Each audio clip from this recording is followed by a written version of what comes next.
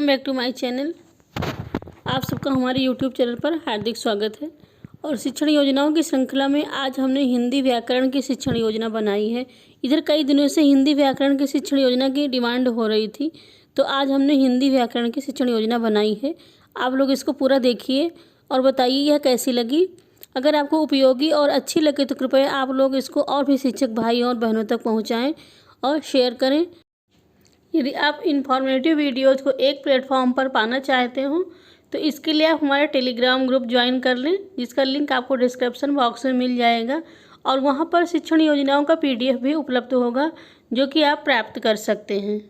अब आइए आगे बढ़ते हैं और शिक्षण योजना आरंभ करते हैं।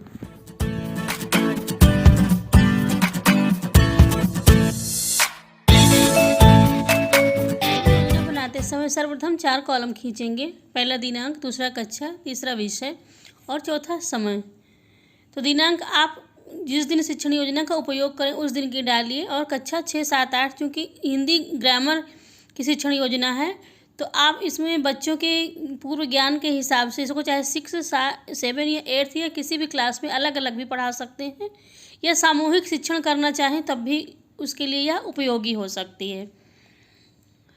तो इन चारों कॉलम में कक्षा, विषय और समय इसको लिख दिया गया। फिर लर्निंग आउटकम्स देखिए क्या है इसके। पहला है, बच्चे संज्ञा के संबंध में सामान्य जानकारी रखते हैं और संज्ञा से संबंधित विस्तृत जानकारी प्राप्त करेंगे। प्रकरण है संज्ञा। सीखने सिखाने की सामग्री में देखिए क्या लिखा जाएगा। संज्ञा का उदाहरण लिखा हुआ चार्ट पेपर, आसपास की वस्तुएं, व्याकरण की पुस्तक, चाक और डस्टर आदि। शिक्षण अधिगम प्रक्रियाएं और गतिविधियां। इस चरण में 4 कॉलम खींचेंगे। पहला क्रम संख्या, दूसरा शिक्षण के चरण, तीसरा समय और चौथा आकलन। क्रम संख्या में नंबर 1 और शिक्षण के चरण में शिक्षण का आरंभ। बच्चों से बातचीत आरंभ करती है। इस प्रकार स्वच्छंद अभिव्यक्ति का परिवेश सृजित होता है। और समय है, अनुमानित समय है 5 मिनट। आकलन का तरीका प्रश्नोत्तर तथा सहभागिता। शिक्षिका बच्चों से प्रश्न पूछती हैं, अपनी ज़रूरत का सामान कहाँ से लाते हो? बच्चे बताते हैं बाजार से, मेला से। तो फिर अगला प्रश्न पूछती हैं, कहीं घूमने गए थे? तो शिक्षिका के प्रश्न के उत्तर में बच्चे बता सकते हैं मेला, बाजार या कहीं भी बता सकते हैं, या खेत में। कोई भी संभावित उत्तर बच्चों की तरफ से मिल सकता है। फिर शिक्षिका पूछती, मेले से क्या लाए?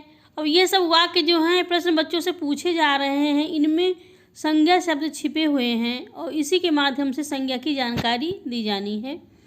मेला किसके साथ गए थे? मेला में क्या देखा? मेला कहाँ लगता है? जैसे मेले के आसपास कौन से गांव हैं? मेले में कौन सी वस्तुओं की दुकानें लगी थीं? मेला किस यातायात के साधन से गए थे? और इस प्रकार शिक्षिका बच्चों को बताती हैं कि इनमें संज्ञा का शब्द छिपा हुआ है। और शिक्षिका यह भी बताती हैं कि आज हम लोग हिंदी व्याकरण में संज्ञा का अध्ययन करेंगे। अब इसके बाद शिक्षण के मध्य में, जो कि शिक्षण का दूसरा चरण है, यह आरंभ होता है और इसका अनुमानित समय होता है 25 मिनट। आकलन का तरीका प्रश्नोत्तर और सहभागिता रहती है। शिक्षिका बच्चों से किसी व्यक्ति का नाम, वस्तु का नाम हो अथवा कोई स्थान हो या भाव हो, उसको संज्ञा कहा जाता है। संज्ञा की परिभाषा भी बताती हैं और श्यामपट्ट पर किसी व्यक्ति, स्थान, वस्तु अथवा भाव के नाम को संज्ञा कहते हैं। जैसे राम, दिल्ली, पुस्तक और प्रसन्न आदि संज्ञा के 5 भेद हैं। संज्ञा की परिभाषा बताने के पश्चात शिक्षिका बताती हैं कि संज्ञा के 5 भेद हैं। पहला है व्यक्तिवाचक संज्ञा। जिस संज्ञा से किसी व्यक्ति विशेष, किसी विशेष स्थान, विशेष वस्तु का बोध हो, उसे व्यक्तिवाचक संज्ञा कहते हैं। फिर इसके बाद है जातिवाचक संज्ञा।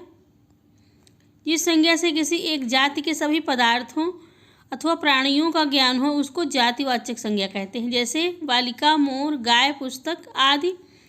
तीसरा है भाववाचक संज्ञा। जिससे किसी के गुण, दोष, भाव या दशा का बोध हो, उसको भाववाचक संज्ञा कहते हैं। जैसे बचपन, मधुरता, सत्य, सुंदरता, नीचता, बुढ़ापा और नम्रता आदि। फिर है समुदायवाचक संज्ञा। वे शब्द जो किसी समुदाय का बोध कराते हैं समुदायवाचक संज्ञा कहलाते हैं, जैसे सेना, सभा, कक्षा, मंडली आदि। फिर है द्रव्यवाचक संज्ञा। यह वे शब्द हैं जो किसी पदार्थ का नाम बताते हैं, जैसे सोना, लोहा, पानी, तांबा आदि। तो इस प्रकार यहाँ पर संज्ञा के प्रकार बताए गए और बच्चे इन सबको ध्यानपूर्वक सुनते हैं। फिर इसके बाद आती है गतिविधि। गतिविधि कक्षा में रोचकता तथा एकाग्रता और उत्साह बनाए रखने के लिए आवश्यक होती है और गतिविधि का आयोजन करना आवश्यक है। शिक्षिका बच्चों को दो दो के समूह में विभाजित करके उनको कुछ वाक्यों में से संज्ञा शब्द छांटने को देती हैं। वाक्यों को श्यामपट्ट पर लिख देती हैं। पहला, ताजमहल आगरा में है। नंबर 2, महिला बस से जा रही है। नंबर 3, बचपन सबसे अच्छा होता है। नंबर 4, हमारे देश की सेना मजबूत है। नंबर 5, सोना महंगी धातु है। नंबर 6, राम मोटा है। नंबर 7, लखनऊ उत्तर प्रदेश की राजधानी है। नंबर 8, जल स्वच्छ है। नंबर 9, सत्य की जीत होती है। तो इस प्रकार इन उदाहरणों में से बच्चों को संज्ञा शब्द ढूंढना है, ये उनकी गतिविधि है। और इसके बाद शिक्षण के अंत में आते हैं।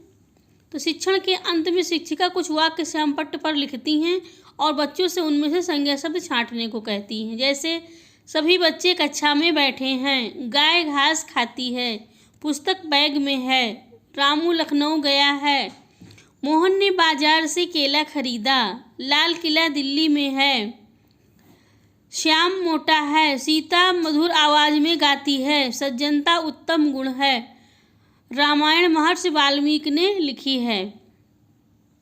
इसके बाद गृह कार्य दिया जाता है। बच्चों को संज्ञा की परिभाषा याद करने के लिए कहा जाता है कि वह संज्ञा की परिभाषा याद करके आएंगे। और दूसरा होता है प्रश्न, जातिवाचक संज्ञा का उदाहरण के लिए कोई चित्र बनाकर लाएंगे। फिर इसके बाद आता है स्व आकलन का चरण। स्व आकलन में शिक्षिका जब स्व आकलन करती हैं तो यह पाती हैं कि बच्चों ने संज्ञा को भली प्रकार से समझ लिया है, क्योंकि वो दिए गए वाक्यों में से संज्ञा शब्द छांट पा रहे हैं। इसके बाद आता है आगामी कार्य योजना का चरण। शिक्षिका की आगामी कार्य योजना में अगली शिक्षण योजना सर्वनाम का निर्माण करना और बच्चों के द्वारा किए गए कार्य को जांचना है। इन सब के अतिरिक्त शिक्षिका बच्चों के मध्य कराई जा सकने वाली गतिविधियों पर भी विचार करेंगी। इस प्रकार यह शिक्षण योजना यहाँ पर संपन्न होती है।